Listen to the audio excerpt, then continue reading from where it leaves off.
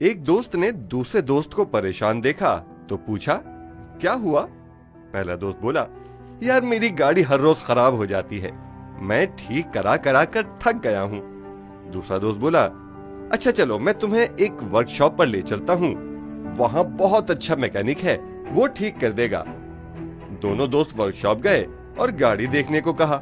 Work shop کے مالک نے ایک بچے کو آواز دی اور کہا بیٹا ان کی گاڑی میں دیکھو کیا مسئلہ ہے۔ بچہ ٹول باکس لے کر آیا اور گاڑی ٹھیک کرنے لگا۔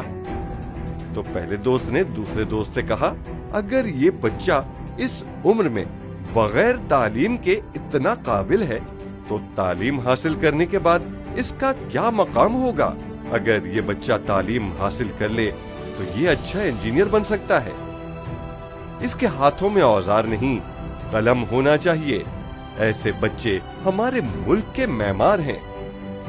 آئیں ہم سب مل کر عہد کرتے ہیں کہ کسی ایک بچے کی تعلیم کا خرچہ اٹھائیں گے اور اپنے ملک کو روشن پاکستان بنائیں گے، کیونکہ پاکستان اور بچے دونوں ہمارے ہیں۔